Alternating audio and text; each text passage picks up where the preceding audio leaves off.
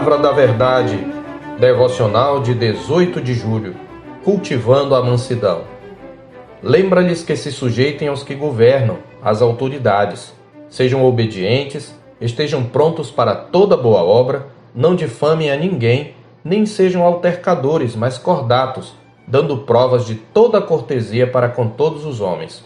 Tito 3, versos 1 e 2. O apóstolo Paulo escreveu a Tito, pastor na ilha de Creta, para instruí-lo acerca do seu ministério naquela ilha. As orientações do apóstolo ao seu discípulo e filho na fé resumem-se basicamente em duas diretrizes.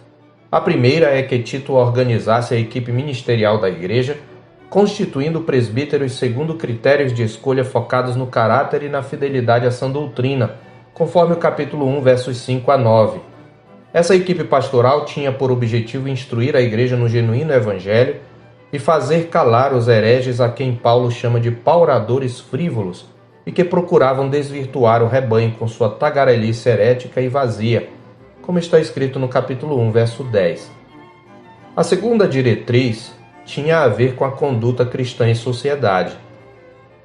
A partir do capítulo 2, verso 1, Paulo propõe uma série de conselhos acerca do comportamento que convém à sã doutrina, isto é, a conduta coerente com o evangelho que eles professavam. Entre as atitudes a serem ensinadas por Tito à sua comunidade, destaca-se a mansidão, que no texto da nossa meditação é traduzida por cortesia. Paulo enfatiza o caráter público e intencional do comportamento cristão a fim de dignificar o evangelho de Cristo. Este é o significado de dar provas de toda a cortesia ou mansidão para com todos os homens, no verso 2. A ideia é de que o cristão deve ter tal conduta pública que demonstre de maneira irrefutável a mansidão que encarna o evangelho. Em nosso texto, a mansidão está em contraste com o comportamento daqueles que são blasfemos e brigões, sendo uma virtude daqueles que são cordatos, ou seja, que demonstram moderação no seu trato. Trata-se, portanto, da atitude daquele que é moderado e pacífico nos conflitos, atitude que é contrária à da pessoa briguenta.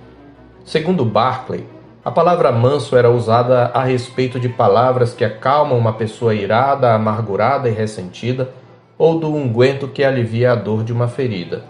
Expressava, portanto, uma atitude que tem o poder de abrandar, acalmar e tranquilizar.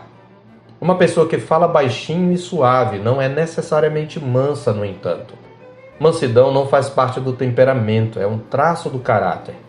A pessoa sorrateira, que com linguagem suave instiga uma desavença entre irmãos, não é verdadeiramente mansa, mas sonsa. É possível que palavras mais macias que a manteiga possam esconder um coração em guerra, e palavras mais brandas que o azeite sejam, no fundo, espadas desembainhadas, como diz Davi no Salmo 55, verso 21. Por outro lado, certamente a mansidão se manifesta na brandura das palavras, mas precisa ser mais do que isto. O manso é alguém que normalmente apazigua uma briga. Em que grupo você se encontra? No daqueles que põem mais fogo numa briga ou entre os que apaziguam as partes desavindas? Suas palavras e atitudes costumam conciliar ou apimentam o bate-boca e insuflam a violência?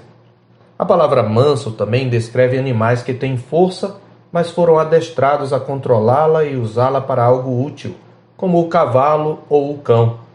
Pense na força de um pitbull expressada na hostilidade aos estranhos e controlada nas brincadeiras com seu dono, ou na delicadeza de King Kong, do clássico de mesmo nome, para com a mocinha do filme.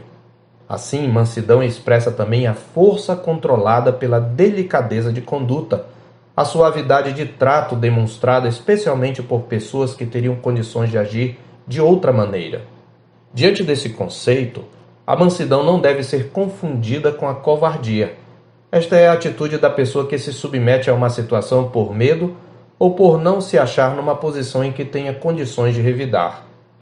A mansidão, portanto, é uma qualidade do caráter em que a força e a delicadeza estão juntas. A pessoa mansa não é alguém que não expressa sua opinião ou que se cala diante daquilo que é mal.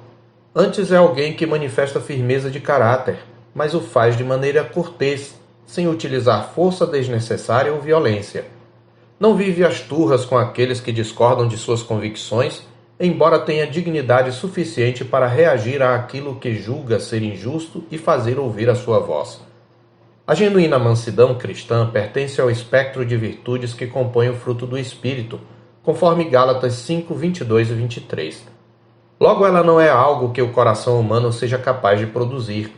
É uma obra da graça soberana que regenera o pecador. Aliás, é esta mesma graça que Paulo utiliza para nos motivar a cultivar a mansidão. Nos versículos seguintes do nosso texto, ele justifica assim nosso dever cristão de demonstrar mansidão para com todos os homens. Pois nós também, outrora, éramos nécios, desobedientes, desgarrados, escravos de toda sorte de paixões e prazeres, vivendo em malícia e inveja, odiosos e odiando-nos uns aos outros. Quando, porém, se manifestou a benignidade de Deus, nosso Salvador, e o seu amor para com todos, não por obras de justiça praticadas por nós, mas segundo sua misericórdia ele nos salvou mediante o lavar regenerador e renovador do Espírito Santo, que ele derramou sobre nós ricamente por meio de Jesus Cristo, nosso Salvador, a fim de que, justificados por graça, nos tornemos seus herdeiros segundo a esperança da vida eterna. Versos 3 a 7. Por um lado, essa palavra nos mostra que o comportamento contencioso é uma característica do ímpio, não uma conduta digna daqueles que professam a Cristo. Por outro lado, lembrar quem nós éramos sem Cristo nos estimula a ter paciência com os que hoje se encontram na mesma condição. A primeira manifestação da graça transformadora na vida do regenerado é a rendição ao jugo de Cristo. Por isso ele nos convida em Mateus 11, 29 e 30. Tomai sobre vós o meu jugo e aprendei de mim, porque sou manso e humilde de coração, e achareis descanso para a vossa alma, porque o meu jugo é suave e o meu fardo é leve. Tomar o jugo de Cristo significa submeter-se ao seu senhorio. Aquele que tem Cristo por Senhor e Mestre, e que caminha dia a dia em sua companhia, aprende com sua mansidão e encontra nele descanso, pois os brigões são pessoas que não têm paz em seu coração. Vivemos tempos de grande acirramento dos conflitos políticos e identitários. Embora devamos nos posicionar pelos princípios e valores do Reino de Deus e do Evangelho de Cristo, embora tenhamos a obrigação de defender instituições sagradas como a família, precisamos estar atentos à tentação de usarmos as mesmas armas carnais daqueles a quem queremos confrontar, como palavras de baixo calão, outras blasfêmias indignas e violência física.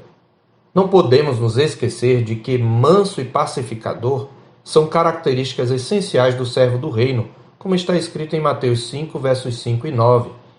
Além disso, a Escritura nos lembra que as armas da nossa milícia não são carnais, e sim poderosas em Deus, para destruir fortalezas, anulando nós sofismas e toda altivez que se levante contra o conhecimento de Deus, e que o alvo de nossos embates não é humilhar os que se opõem ou mostrar que estamos certos, mas levar cativo todo o pensamento à obediência de Cristo, como está escrito em 2 Coríntios 10, versos 4 e 5. Desse modo, em sua batalha pela verdade e pelo bem, o cristão deve evitar toda ofensa, exceto a ofensa da cruz, e abster-se de todo escândalo, exceto o escândalo do Cristo crucificado.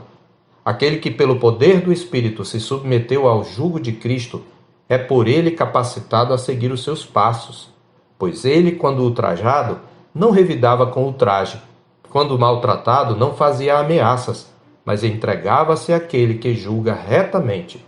1 de Pedro 2,23. Eu sou o pastor Marcos Augusto, pastor da Terceira Igreja Presbiteriana de Boa Vista, em Roraima. Tenha um bom dia na paz do Senhor Jesus.